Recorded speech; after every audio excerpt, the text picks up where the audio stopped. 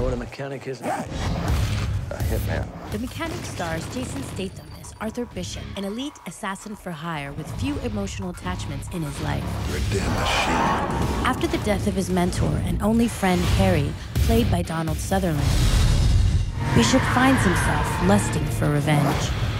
He chose you over me, and you owe me now. He finds an equally motivated apprentice in Harry's son Steve, played by Ben Foster. I want to find the guys that killed my dad. Time to finish the job.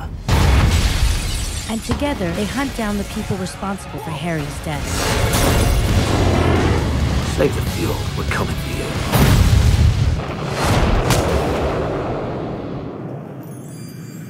We're here to discuss The Mechanic. We've all just seen it, so who would like to start us off first to talk about the story? I liked it. I feel like it was really tightly knit, and, you know, obviously it was a very typical action movie. It was a commercial blockbuster, but I feel like it did its job as a type of movie like that. It just did not pass, like, the ass pain test.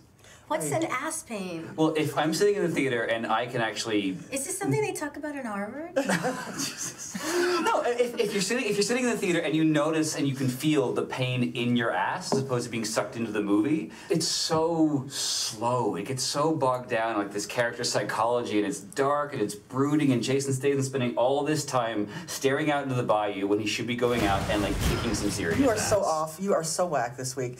Anyway, we should note that it is a remake of a 72 film starring Charles Bronson. The original had so much more weight and significance to it, and I think it's partly because of the period in which it was originally created. This movie, because we don't have all of that same kind of Cold War, you know, kind of spy element going on, this movie has no intrigue, it has no cat and mouse to it. All we're left with is a couple of guys who are trying to kill people. It's just the formula 90-minute long action movie. I don't think we saw the same film. I actually didn't think it was a bad film. It did what it was supposed to do. It's an adrenaline sausage flick. You've got these one-liners that don't sound like anything like the way people in the real world speak. And that's the great thing about it. It's because, like, you go, damn, I wish I had thought of that. I wish I could talk like that. I'm going to put a bounty so high on your head that when you look in the mirror, your reflection is going to want to shoot you in the face. I love it. I love it. I love it. Oh, okay, except for the guy says it with straightforward seriousness. There's no irony. Funny. There's no smirk to it. It's like there's nothing there. Did you laugh at that line though? Did any of you laugh at I laughed at that No, line. I did. I did, but the difference from laughing with a film and laughing at the film. And this was laughing at the film because it took itself too seriously. This kind of stuff really offends me. You know what I mean? It's like the sort of like FX style writing, which is basically, I don't know. Coming from where I come from, like, that stuff pitches to a working class audience, but it purposely dumbs itself down. And if you look at it closely enough, like, you can see that it's like, oh wow, they put the one-syllable word in there instead of the two. Well, let's actually talk about the performances. What did you guys think of Jason Statham?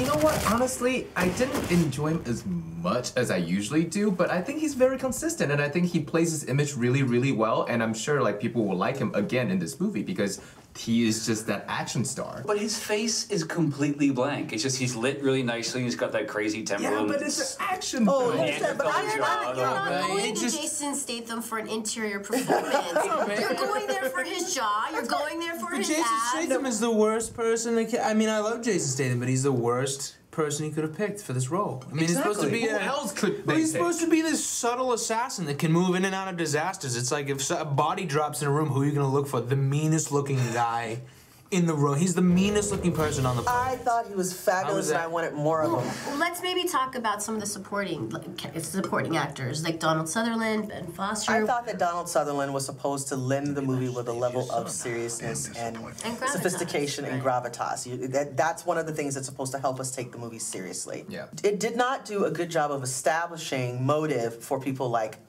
Ben Foster's character. I didn't do a good job setting up the character either. You sit there and you're like, why is this skinny kid supposed to be an assassin? And it's like, because he's got debts. Well, because he's a debt. Because he's in debt. But why is he physically able to keep up with Jason Statham? Well, I mean, I think you guys are just too harsh on the film. I mean, most people I know enjoyed it. I don't think they're asking for more than what the film is. What I will say, I mean, it was gorgeously shot.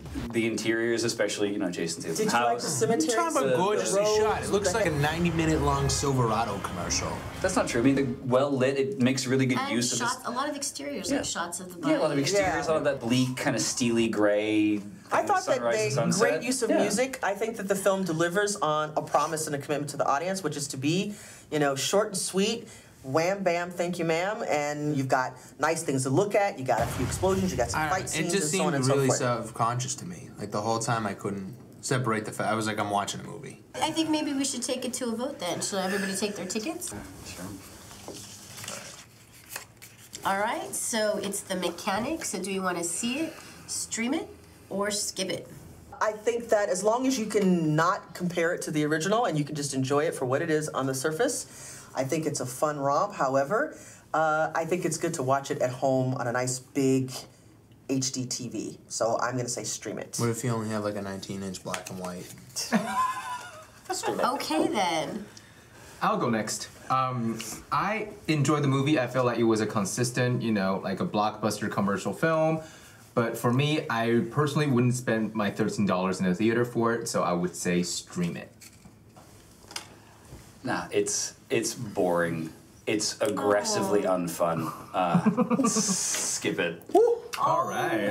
Well, I mean, to be honest, I mean, it's not exactly like terrible. It's not a terrible movie, but it's just, it's boring. It's very old-fashioned. It's just a boring old movie.